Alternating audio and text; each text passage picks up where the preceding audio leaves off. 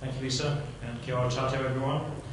I'm also just going to jump back. In fact, what I'm going to do is I'm going to really lower the tone of the conversation significantly now by talking politics. So you can all relax a little bit. We're not in science mode now, we're in politics land.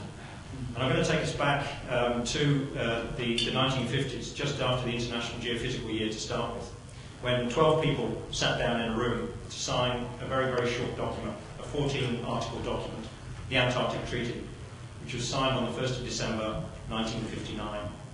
And under the auspices of that treaty, we've managed to set aside 10% of our planet where we've placed significant emphasis on scientific discovery and environmental protection, and in particular, political cooperation. That has been a significant success. For 54 years, we have worked under those ideals and those ambitions, and we have done so extremely successfully. I doubt at the time that the architects of the treaty were thinking 50 years ahead. I'm not sure that they anticipated the need to negotiate a seals convention, a fisheries convention, and a mining convention. But nevertheless, they laid the foundations on which the Antarctic Treaty System has since grown, and grown so successfully. But as many empires, governments, and financial institutions will attest, past achievements are no guarantee of future success. So what now for the treaty system? Well, in our time-travelling afternoon, we're now going to leap ahead to 2065. And we're going to look back on the treaty system over the last 50 years, under two scenarios. In the first, we're looking back at a moribund Antarctic treaty system. A system that's waned over time, lost confidence of parties and non-parties alike. A system that's on the verge, perhaps, of being taken over by the United Nations. How on earth did we get to this point? Well, as we know, Antarctica is a very expensive place to do research. And in the early stages, governments began to reduce their operational and scientific Antarctic budgets. Sound familiar? They preferred instead to reprioritise their science spend on addressing domestic and including climate change challenges. Rising fuel prices and increasing financial pressure saw a desire from governments to demand greater economic return from their Antarctic investment, and a gradual shift towards a more economically oriented regime began. In this environment, and in the absence of any regulatory controls that had been agreed by the treaty parties, the offers of financial backing to national programs from biotechnology companies keen to exploit Antarctica's biological resources were hard to resist. Some national programs began to devote much of their research to bioprospecting activities. The tourism debate dragged on and on, with no meaningful regulatory controls put in place. In the meantime, the industry expanded and significantly diversified. And in doing so, its political influence on decision-making of the treaty became harder to ignore.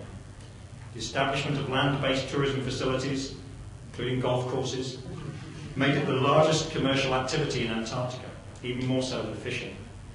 And in the background, the insidious climate-driven change in Antarctic environments, the establishment of invasive non-native species, increasing human presence and impacts, and the inability of the parties to keep pace with appropriate management and governance responses saw the intrinsic values of Antarctica, including its value as a largely unspoiled global laboratory, to rather quickly diminish.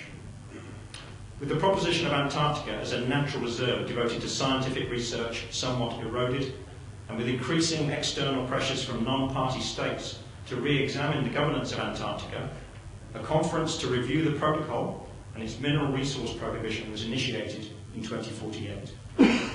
Years of debate followed, no resolution was achieved, and inevitably calls within the UN for a review of future governance of Antarctica were taken up. In the second scenario, we look back on the Antarctic Treaty System that's remained true to its three pillars of past success: peaceful cooperation, scientific discovery, and environmental stewardship. And a system that has demonstrated agility and responsiveness to the changes in its operating context. The logistical and funding challenges faced by national programs were responded to through the establishment of truly cooperative arrangements, including joint research facilities. The tourism debate that plagued the system for decades was addressed through the adoption of a robust regulatory regime, a seventh annex to the Environmental Protocol. But innovatively, a joint policy industry body was established to oversee tourism regulation, as well as to raise and manage funds from tourism to support human impacts related research and management. A new convention was added to the suite of the Antarctic Treaty System, the Conservation of Antarctic Biodiversity Convention. It was negotiated successfully and enhanced protection measures for native biodiversity, increased the controls on managing the risks of non-native species incursions, and also addressed the issue of bioprospecting. The benefit sharing regime that it introduced generated significant funds that were reinvested into science, environmental management and support for new treaty members.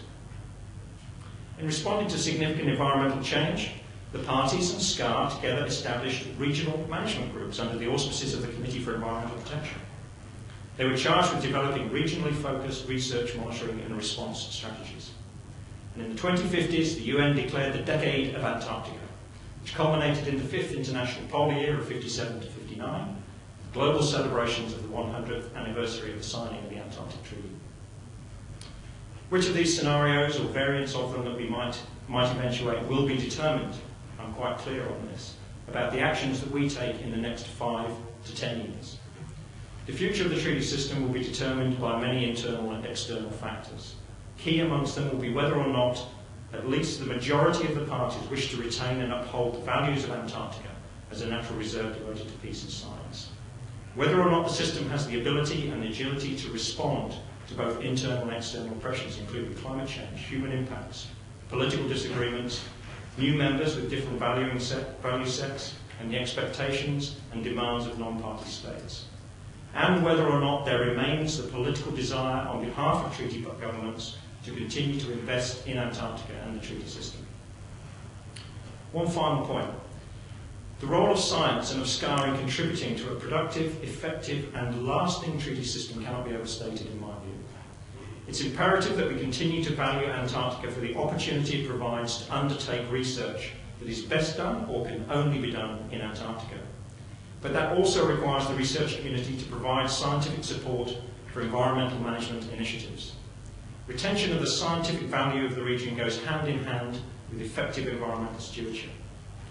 Translating science knowledge into policy-ready information is imperative if decision makers are to keep pace with some of the changes that we've already heard about and that we're anticipating.